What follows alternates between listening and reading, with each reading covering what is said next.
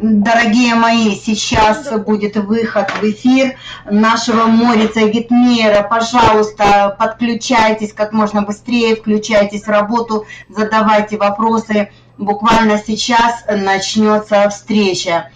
Все, я вам представляю Наталью, нашего психолога, профессионала, переводчика, представителя OH карт в Украине.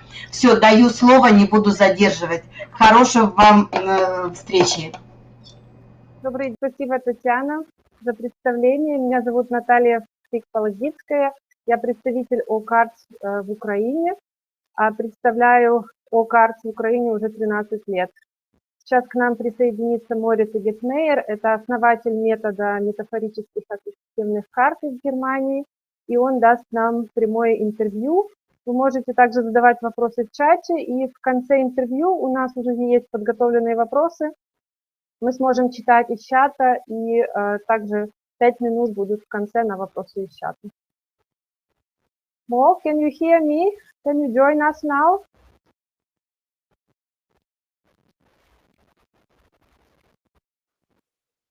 Can you see me? Hello? Okay. Yes, I can see you, Natalia. And can you see me? Can you hear me? Yes, I can hear you. We are online.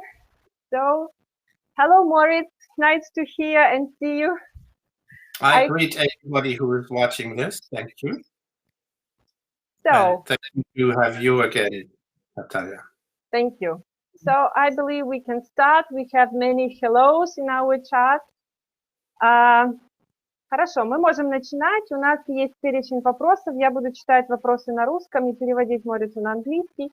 И потом мы слушаем его ответ, я перевожу на русский. Итак, первый вопрос. Почему вы назвали карты OH-картами, а у нас их называют MAC-картами? So, our first question is, why did you call the cards OH cards, and in our countries they are called MAC cards? So, you know this difference in name. Yeah, there's a difference in name. And first I should say that not I coined the term OH cards, but Eli Rahman did. Okay. Maybe I will translate it in the past, okay? Морис говорит, это не я назвал эти карты OH-картами, их так назвал Эли Роман. The term O has become not only the term for one deck of cards with words and pictures, as you know it, it has also become the name of the family of OH cards which I publish, and it has become the name of the genre, which means all cards of association and metaphors. And of course, local names have appeared in different countries, in different languages. And MAC is a local name. Okay, let me translate it. Название OH-карт принадлежит не только одной колоде. Есть такая колода, как вы знаете, наверное, она называется OH-карты, где есть изображения и слова.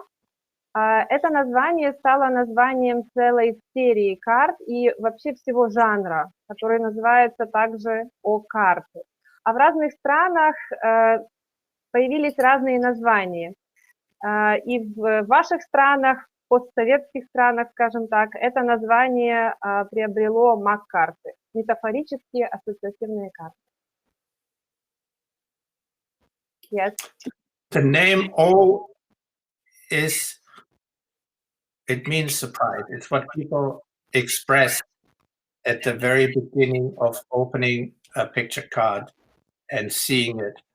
Very often, and not only in one language, but in many languages, I hear, oh, a sound of surprise. And so the name O means it's a very neutral expression.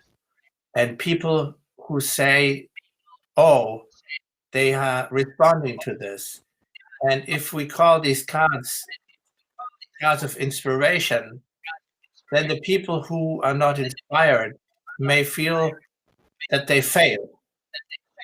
that they don't live up to the expectation. And this is something we do want to avoid completely. Okay.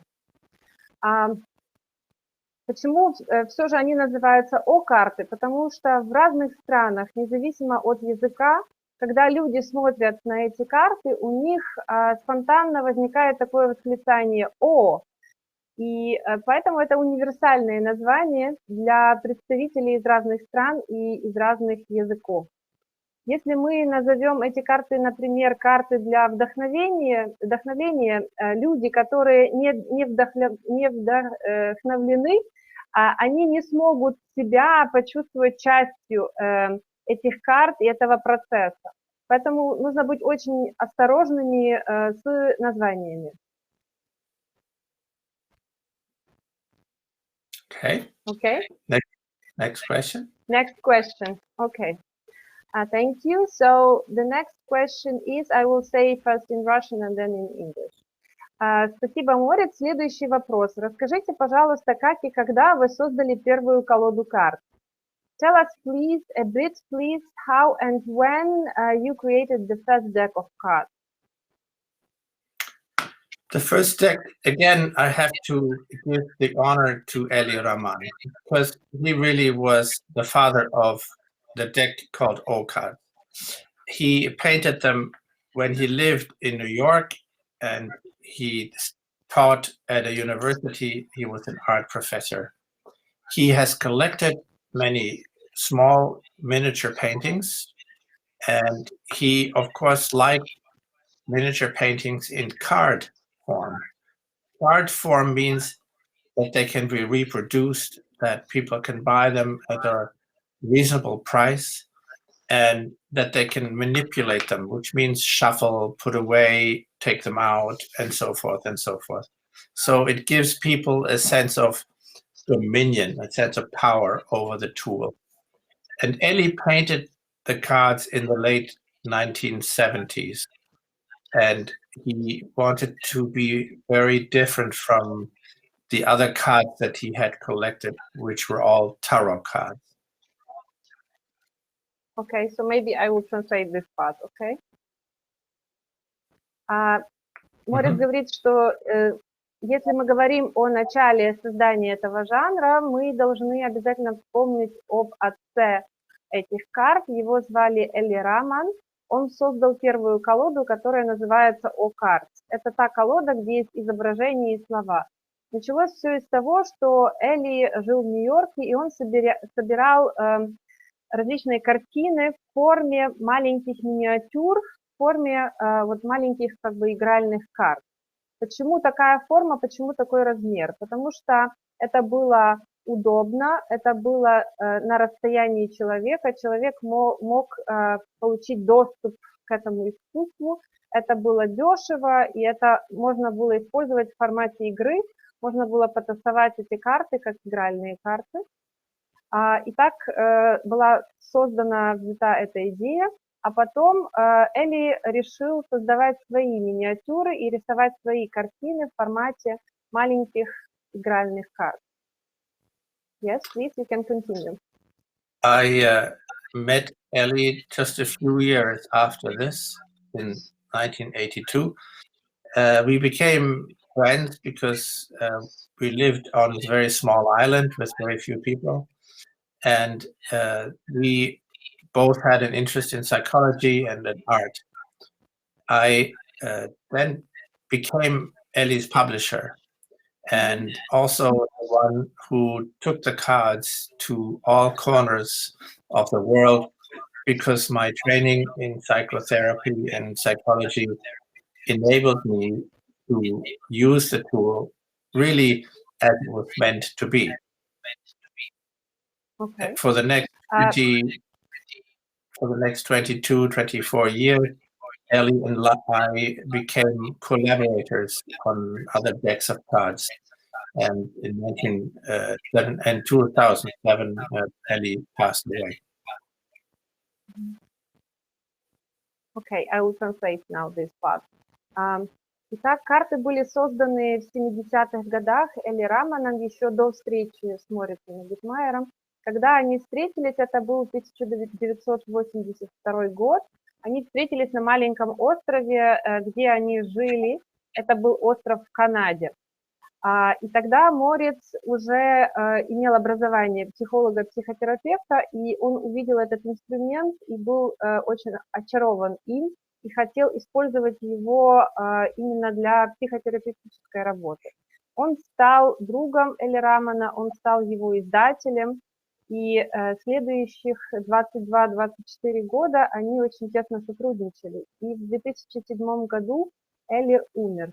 Сейчас этими картами занимается только Мориц Эгетмейер и является их издателем и распространителем по всему миру. Okay? Okay, that's the next question then, please. Yes, thank you. Итак, следующий вопрос. Есть ли какие-то строгие правила работы с МАК и какие основные, на ваш взгляд? Are there any strict rules for working with all cards, and what are the main ones in your opinion? There are some rules, and I would like to say that they should be strict. Mm-hmm. And if you Есть break them, некоторые правила. I will come to Kazakhstan and tell you. Okay, I should translate it straight away. Есть некоторые правила, и я хотел бы, чтобы они были строго соблюдены. Если вы в Казахстане, например, не будете их соблюдать, я приеду в Казахстан и скажу вам no. Okay, the rules have to do with the etiquette of using the cards, which is a respectful behavior. It's not about how many cards and which card and how you start and how you end. It's more about the activity, the social aspect of interaction. Мы называем, Please go, Наталья. мы называем в работе с О-картами это не столько правилами, сколько О-этикетом, потому что нет определенных правил, как, например, в настольных играх, с какой карты мы начинаем, с какой картой мы заканчиваем игру. Здесь больше мы говорим об этикете, об социальных интеракциях между участниками, который должен быть придержан, когда мы работаем с этим инструментом. The most important one is that there is no right and there's no wrong.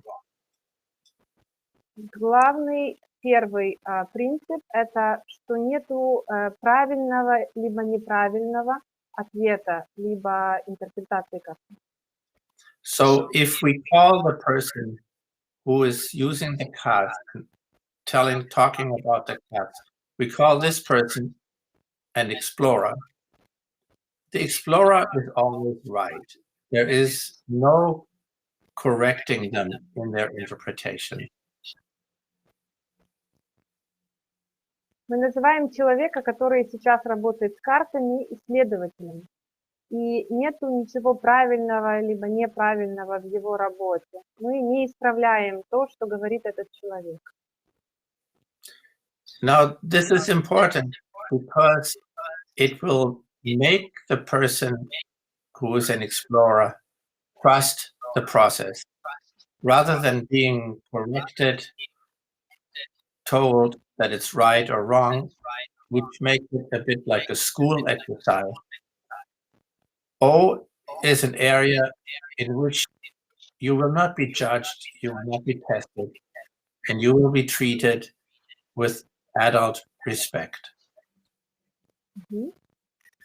Почему мы так делаем? Для того, чтобы человек, который делает это исследование с помощью О-карт, не чувствовал себя как в школе, что ему поставят оценку, что он прав, либо не прав, что это какой-то тест, и у него есть задание, которое он должен пройти. Мы предлагаем пространство для исследования. There is also no official meaning of a card. You cannot read a book or talk to somebody and say, tell me, what does this card mean? when somebody asks me this, I say, you tell me, because if I tell you, then you only hear my view, but you don't hear your own view. And it's about your own view. So there's no official interpretation, as there is no right and wrong. You cannot look it up somewhere, and you cannot fail. So whatever you see or don't see is okay. Второй постулат о этикета – это то, что нету никакого официального значения у каждой из карт. Невозможно спросить, а какое истинное значение этой карты, потому что его нет. Если нас человек спрашивает, а что эта карта на самом деле означает, мы можем сказать, вы мне скажете, что она означает для вас. Нету никакого точного значения. Now, this is very unusual in people's lives.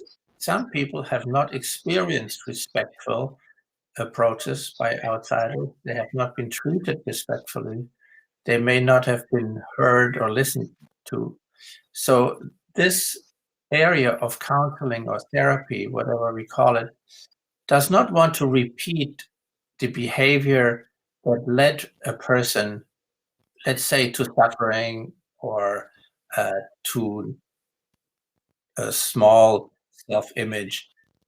We don't want to repeat that same behavior, and therefore these ethical rules are guidelines that help you during the exploration.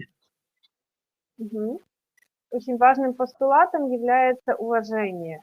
Иногда, когда мы работаем с людьми с о-картами, у них не было опыта до этого, чтобы к ним относились с должным уважением. И нам очень важно не повторять травматический опыт, который люди получали ранее, а давать им этот новый опыт с доверием, где что-то новое может быть создано. Okay. Thank you.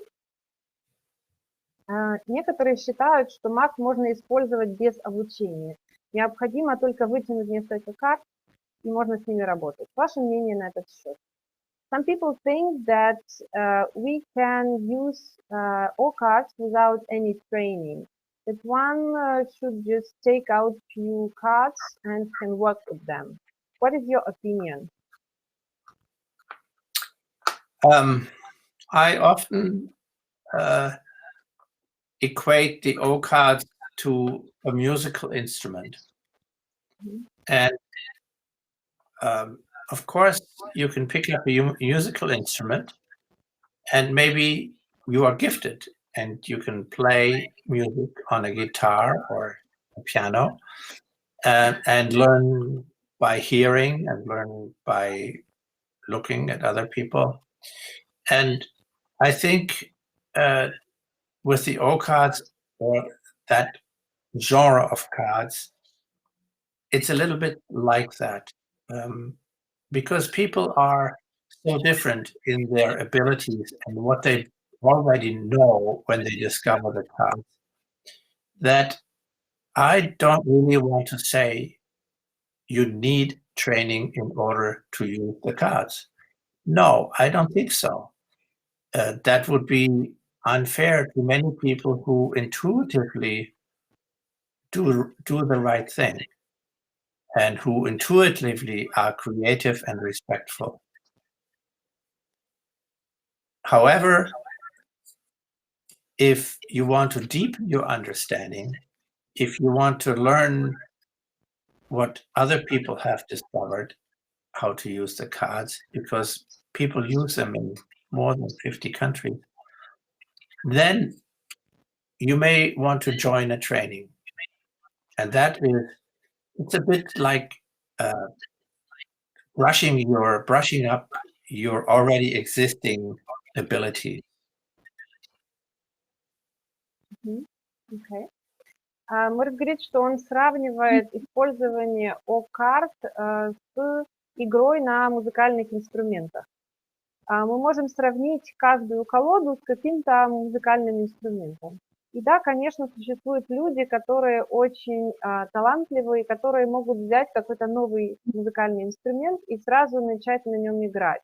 И, наверное, существуют люди, которые могут интуитивно, очень легко и самостоятельно работать с картами. И Мориц говорит, что он не может сказать, что без тренинга, без обучения, использования карт нельзя с ними работать. Можно работать, но это будет один опыт.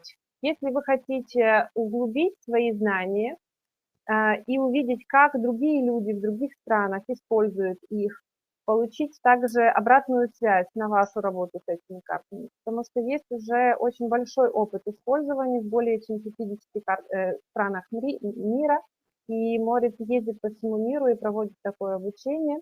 Тогда, конечно, стоит присоединиться к этой семье и принять участие в профессиональном тренинге и увидеть, как можно профессионально в психотерапевтической, в психологической работе, в консультировании использовать этот инструмент. Of course, people bring very different abilities to the card, and it also depends in which circumstance you want to use them. There are many people who would like to use the cards just for their own self-exploration. That's just fine. There are people who would like to use the cards for training creativity or writing or theater or dance, and that's just fine. If you work, however, with people who are traumatized or people who have serious psychological difficulties, that is a very different arena and a very different area in which training is necessary, not just in all, but at all. And if you're trained well to deal with people who are traumatized or had terrible experiences, then cards may just fit into your already existing abilities. But to come to such a situation or work with a person who has psychological problems and have no training whatsoever, the cards will not be your best friend, because the cards, they can be very provocative, and you should know how to get people out of a situation that you might lead them into. So it's a very ethical situation. Okay. Мориц говорит, что каждый, кто использует карты, привносит что-то свое и свой предыдущий опыт. Например, часто карты используются для такого самоисследования. И, конечно, люди могут использовать карты для этого самоисследования сами, без обучения. Есть второе направление, это когда карты используются для творчества. Иногда даже для театральных каких-то постановок. И абсолютно нормально, если тоже люди, творческие люди используют карты для этих целей. Но совершенно другой вопрос, когда люди пробуют использовать карты для работы с травмой, то есть с клиентами, которые имели травматический опыт и психологические травмы. В этом случае обязательно нужно пройти предварительное обучение. Если у вас был уже предыдущий опыт обучения, как работать с людьми, которые пережили травму, этот тренинг по использованию карт может стать хорошим дополнением ваших знаний. В этом случае Мориц особенно говорит о том, что мы не можем позволить себе работать, не имея определенных знаний, потому что карты могут вызывать достаточно провокативные ощущения, мысли, ассоциации клиентов, и нужно иметь опыт и знания, как с этим обходиться далее. Okay, thank you. The next question. Следующий вопрос. Известны ли вам случаи травматизации клиентов при работе с картами? The following question is exactly connected with the traumatization. So people are asking, do you know any cases when the clients were traumatized by working with the cards? Maybe it's a good continuation of your previous answer.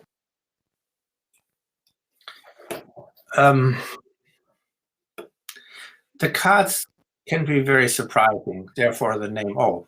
Mm-hmm. And in some instances, and for some people, this surprise may not be pleasant.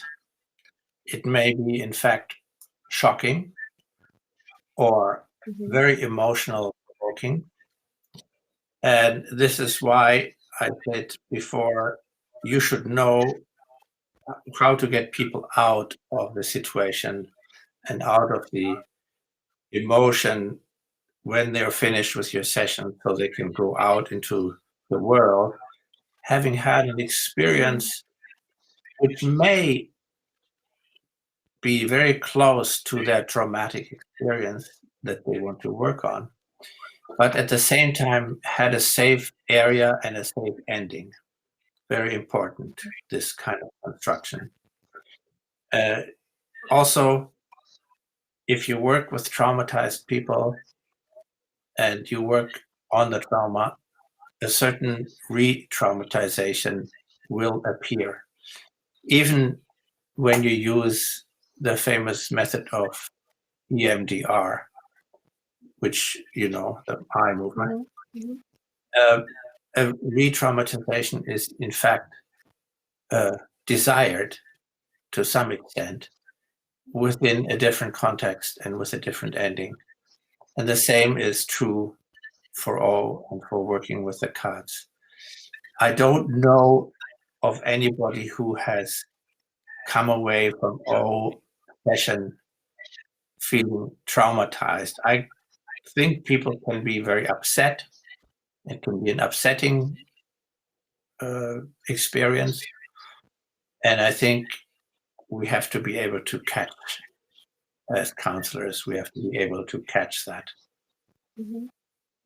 Okay. Морис говорит о том, что, конечно, реакции на работу с картами О может быть очень разными. Люди могут получить удивление, могут получить разочарование, могут получить ретравматизацию. Потому что когда мы сталкиваемся с чем-то, что напоминает нам о предыдущей травме, очень часто происходит ретравматизация. Даже в ситуациях, когда мы работаем со специальными методами, такими как EMDR, это метод с движениями глазами, который создан для работы с травмой. Даже используя этот метод, мы получаем ретравматизацию во время работы. Но профессионал, который умеет работать в этом методе, он знает, как это можно преодолеть.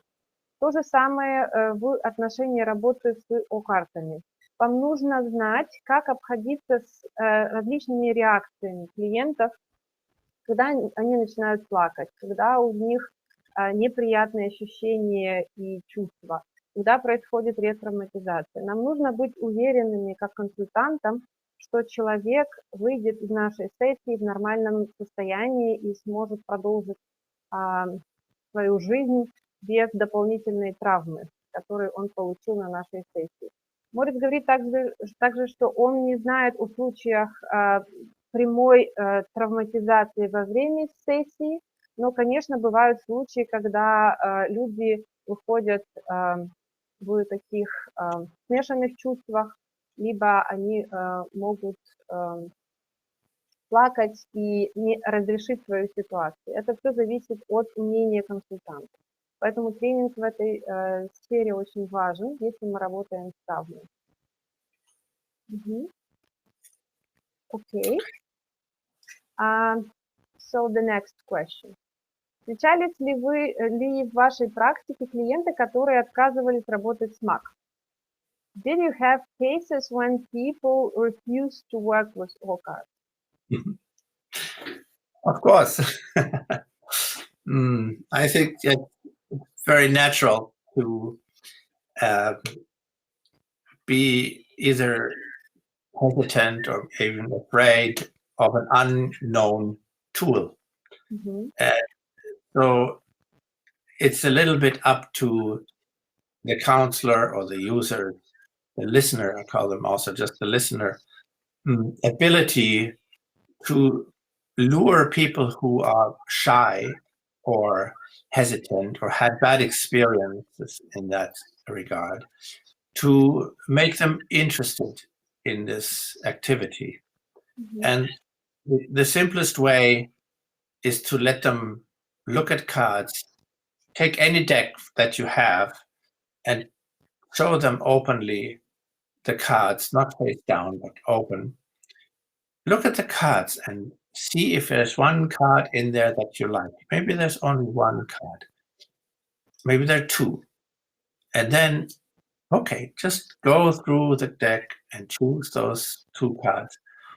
And then let's look at them. Is there anything in this card that is interesting to you? So that's a very gentle, slow approach. And I think it's very worthwhile to take that time to invite somebody who has had bad experience or doesn't trust his or her abilities. Take your time, give them all the time they need to find the interest in this activity. Okay. Вот говорит, да, конечно, встречались такие люди, это очень частый такой опыт, когда мы встречаемся с чем-то новым, у нас могут возникать различные чувства, мы можем бояться, мы можем чувствовать себя не очень решительно в отношении нового инструмента. Поэтому Морец предлагает использовать такой подход, когда вы предлагаете человеку очень медленно, в своем темпе познакомиться с этими картами. И первый опыт предлагаете, используя любую колоду, которая у вас есть, когда вы выкладываете все карты в открытую и предлагаете человеку выбрать только те, одну, две или больше, которые нравятся этому клиенту. И очень медленно предлагаете идти за тем, что нравится, за тем, что интересно. Следуйте за человеком, как бы используя свои знания и навыки для того, чтобы этот интерес у человека возник. То есть вам нужно сопровождать и развивать этот интерес. Тогда все получится. Okay, the next question. Что вы делаете, если клиент говорит, что это карты для гадания, и он боится использовать их? What would you do or what you are doing when your client says that these are cards for fortune telling and he or she is afraid of using it? Well, first of all, I say they're not fortune telling.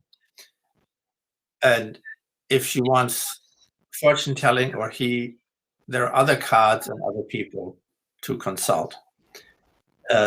They are not about the future. They're about the moment. So they tell the present tense, but not the future. And I will just make very clear that really I have no vision about any future. Прежде всего, говорит Морец, я бы сказала, что эти карты совершенно не являются картами для гадания.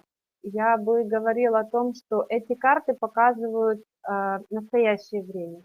Они не показывают ничего, что касается вашего будущего. Я ничего не знаю о вашем будущем. Мы делаем акцент на настоящем. You see, when people attribute fortune telling abilities to a card, or to a process, they attribute certain powers to the cards or to the process. And I'm very doubtful of powers. And I would say, look, here's a card. Tell me, what does it exist of?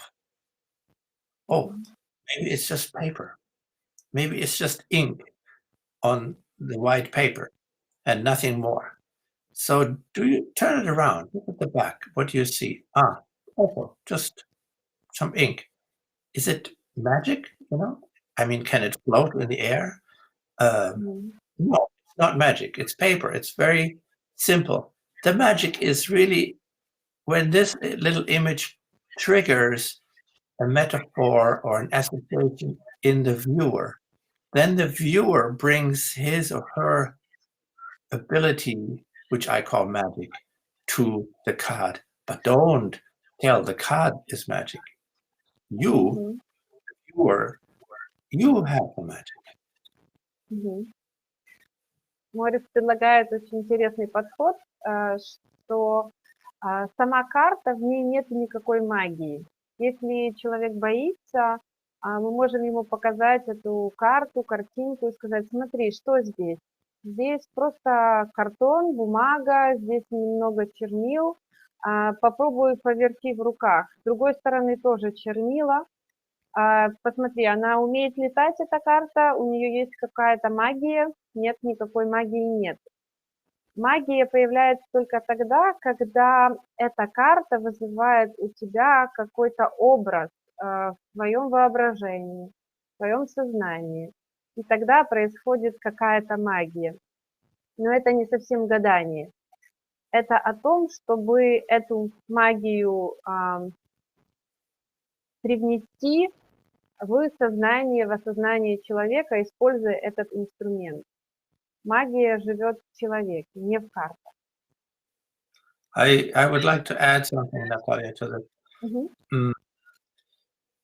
Also, when we come to the cards with a question,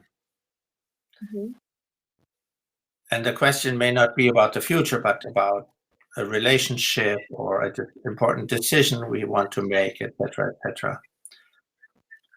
We have to be very clear in our intellectual understanding that it really is not the card that gives us an answer. It's our reaction to the card as a visual stimulus, and our reaction to that stimulus. That may be part of an answer to the question. Not the card, but our reaction to the card. That is maybe the answer to our question. Морис говорит, что он хотел бы добавить к ответу на этот вопрос, то, что если мы используем карту, например, у нас есть какой-то вопрос, мы задаем себе или картам какой-то вопрос и пробуем, вытянув карту, получить ответ на этот вопрос. Мы должны очень осознанно подходить к этому упражнению с пониманием того, что ответ дает нам не карта. Ответ даем мы себе сами. Карта дает нам только визуальный стимул. Ответ исходит из нашего сознания или подсознания. Это наша реакция на визуальный стимул карты. Okay, thank you. The next question.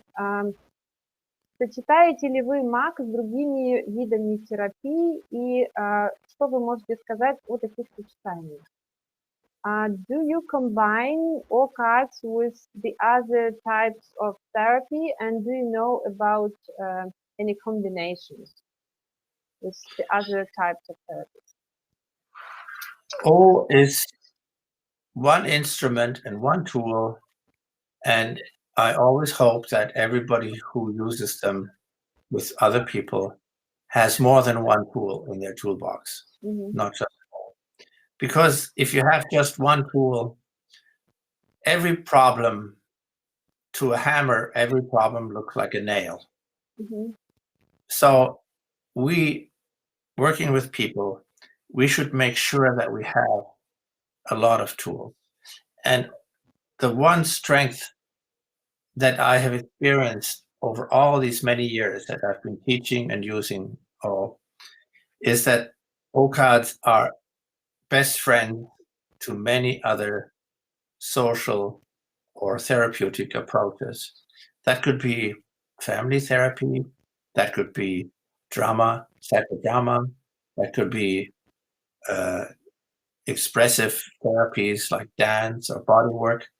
Even EMDR, people are using the cards as a stimulus in EMDR.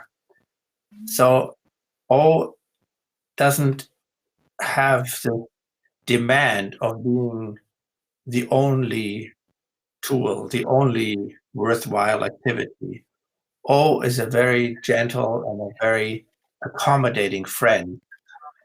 And if you can combine it with your other skills, that is when they become the best.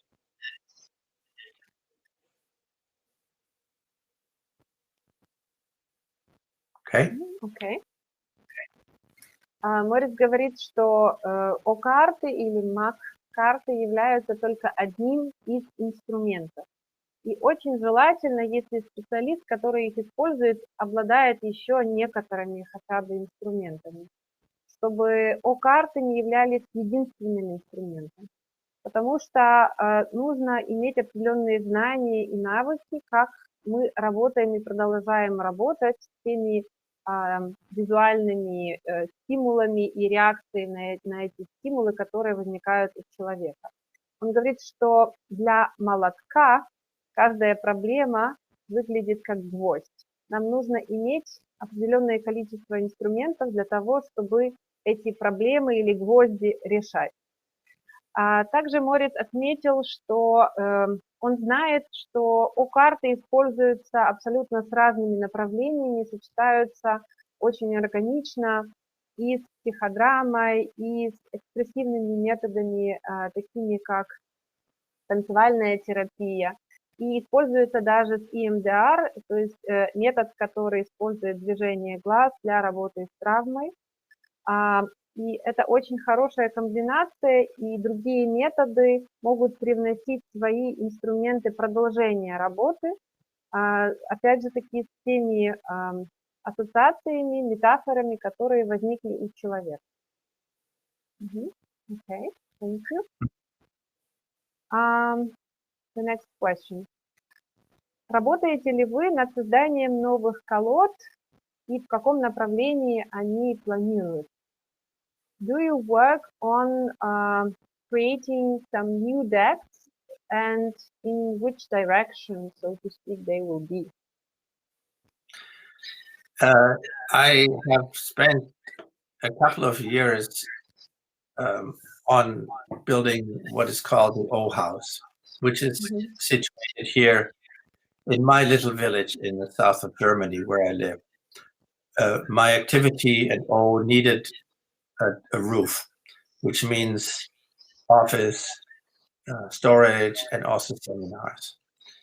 So the last new deck in this family of mine is a while back.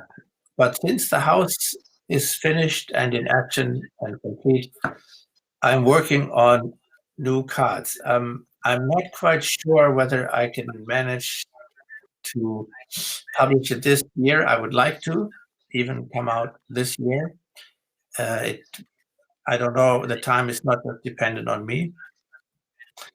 So, and I have another idea that is on my stove, so to speak. It's like cooking. And this is an important deck. It will be a big deck, a little bit like Resilio or Tandu. And that needs definitely more time to develop. But I will come out with a smaller deck, maybe by the end of this year. Okay. Морис говорит, что последние несколько лет он был занят созданием такого о-хаус, такого дома. Этот дом – это в том селе, где живет Мориц. Мориц живет на юге Германии. Этот дом – это большое помещение, где у них международный офис, где у них семинарские помещения для того, чтобы проводить обучение о картам. Также есть музей, который посвящен истории о карт в разных странах мира. Он был занят этим созданием. Сейчас это уже все построено, все работает, и он может концентрировать свои усилия над созданием новых колод. Сейчас он работает над двумя новыми колодами. Одна колода большая. Он бы очень хотел, чтобы она была издана в этом году, но он не уверен, сможет ли он ее издать до конца этого года. И эта колода похожа немного по стилю и по концепции на колоду Резилио. И еще другая колода поменьше, она, возможно, будет издана до конца этого года, но это еще секрет, он не будет раскрывать все свои секреты. Ждите, когда она будет издана, мы будем это объявлять. Окей, thank you. Если у вас любимая колода, и если есть, то какая? Do you have a favorite deck of cards? And if you do, please tell us which one. I have to admit, I always have a favorite deck of cards. And it changes. It doesn't stay the same. So sometimes when I play with children, I think, oh, these storytelling decks, they're so beautiful because I can create with the children such wonderful stories. And they're so far away, removed from the reality of daily life, that they're really sweet and touching. At other times, when let's say I have a seminar in a faraway country. Last year in November, I was in Bangkok in Thailand. I had my first OH seminar in Bangkok. And people look at the cards with Thai eyes, very different eyes, very different background information that they have stored when they see something. And then I see what they do with persona or with habitat. And then I think, oh, that's my favorite deck. So my favorite deck changes. I have never grown tired of any of the cards, in fact. And when I see them in action, they delight me. And this is what I try to achieve in every new deck, something that delights ongoingly. Морис говорит, что я должен признаться, что у меня всегда была и есть любимая колода, но она все время изменяется. Например, когда я работаю с детьми, мне очень приятно и нравится работать с колодами для сочинения историй. У них можно столько всего взять, столько инструментов, столько изображений, столько фантазий. Я всегда поражаюсь, когда работаю с ними и думаю, о, вот это моя любимая колода. А потом, например, еду я куда-нибудь далеко, в какую-то новую страну. Например, в прошлом году я был в Бангкоке, в Таиланде. И там я работала с людьми, и они смотрели на мои карты совершенно другими глазами, тайскими глазами. И у них возникали совершенно другие образы, связанные с их историей, с их опытом. И я был поражен и восхищен, как они работали с персоной и с колодой хабитат. И это именно то ощущение, то впечатление, которое я всегда хочу добиться, когда я издаю новую колоду. Это восхищение. Я не устаю работать ни с какой из колод карт. Они продолжают все эти годы восхищать меня. Окей. Next question. Какое ваше отношение к подделкам ваших оригинальных колод, которые издаются в Украине, России и Китае? We have very important question as for me about your attitude towards pirate cards which are produced in Ukraine, Russia and China, as you know. Well, I think you can guess that my attitude is miserable. Although one can say it's an honor to be copied, because only things that are worthwhile copying will be copied. And that is a certain aspect that many people have told me I should feel honored. Well, I may feel honored, but before that honor comes a lot of resistance. I certainly don't like pirate copies because it means that the people who work towards creating this genre, and I have to speak for all the artists who paint these cards, including, let's say, my dear friend Marina Lukyanova from St. Petersburg, or people from China even, or Brazil, etc. When I sell one of their cards, one of their decks, I pay them every 6 months. I pay them money for what I sell. That encourages them to paint another deck for me or for somebody else. So the artist who spends time will be honored and will be able to survive also by his or her work. And a pirate has no understanding of this. They just want to pocket money for themselves and not pay anybody else. And this is what I find most distasteful about pirate copies, apart from being illegal. But here is what I ask everybody to consider who is the user or potential buyer of the card.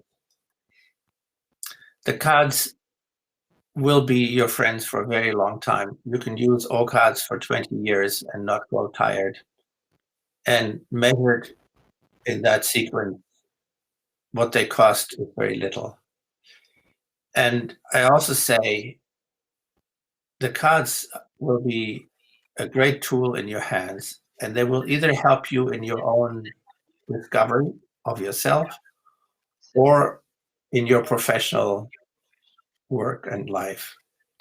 And if you want to discover yourself more, if you want to have a great tool accompanying your professional life, why start with a cheating object? I don't think we can cheat ourselves into paradise or into the true self. We can only be honest and honorable. And in that sense, I would say to everybody, please use the existing cards, the true cards, because they enable other people to continue this kind of work. And you don't have to wake up in the morning and say, I made a self-discovery with some cards that I paid less for, but I cheated. Окей. Морис говорит, ну, вы, конечно, наверное, понимаете мое отношение к пиратским картам. Я не очень рад или очень разочарован по этому поводу, с одной стороны. И с другой стороны, люди мне говорят, что если тебя копирует Морис, значит, это об уважении. Они уважают, ты делаешь что-то важное, поэтому они хотят скопировать то, что ты делаешь. И я, конечно, немного польщен этим, но только немного. Если мы говорим о том, чем отличается процесс, когда я делаю оригинальные карты, от того, когда кто-то делает пиратские карты с моих карт. Когда я делаю оригинальные карты, я плачу с продажи каждой колоды их авторам, то есть тем художникам, тем психологам, которые были создателями этих колод. Каждые полгода они получают оплату, определенный процент от продажи по всему миру. И таким способом я поддерживаю этих всех авторов, этих всех художников, и это помогает им создавать новые колоды, как для меня, так и для других авторов. Это помогает им продолжать заниматься их любимой профессией. Это также о должном уважении и благодарности нашей их работе. Если мы говорим о тех людях, которые делают пиратские карты, они делают этот тираж, продают и получают деньги просто себе, они ни с кем не делятся, они не уважают авторов этих карт. Это одно что-то очень важное, что я хотела сказать. И второе, это то, что если мы хотим исследовать истинное что-то о себе, нам стоит использовать истинный инструмент. Наверное, это не очень честно использовать подделку поиске истинного себя.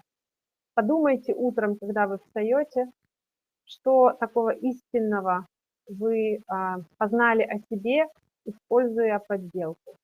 Наверное, это тоже очень важный аргумент, о котором стоит задуматься. Okay, Mo, thank you very much for all of your answers. I hope that our participants received a lot and they are grateful to you. I can see in the chat that they are welcoming you and they were happy to see you and to hear you. There were a few questions which we will send the answers later. So thank you for now. I thank everybody who has been listening or watching. I send my greetings to all of you far away. It's very touching to know that there are people in a country far away from where I am right now, where the sun is still high up in the sky. It's only 2 o'clock in the afternoon. And I thank you, Natalia, for being my very good translator and my trusted friend from Ukraine. I find it exciting that you are in Georgia, in a different country right now. And so it was a great experience. And thank you also, Tatiana, for organizing this. I hope you do well in all your walks of life. It was very nice to meet you in Lviv. And I send my greeting, and I wish you all many happy and meaningful moments with the cards. Thank you. Морец благодарит всех участников, он благодарит организатора Татьяну, он был рад встрече, личной встрече с Татьяной во Львове на семинаре в этом году.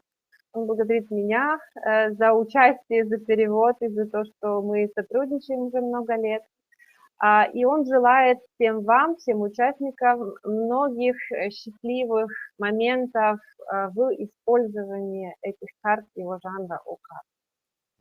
Всего доброго, всем счастливо, хорошего вебинара. Okay, thank you and goodbye. We should go offline because the next speaker is waiting and will be following you. Okay, many greetings and much love to you. Bye-bye. Thank you. Спасибо, всем до свидания.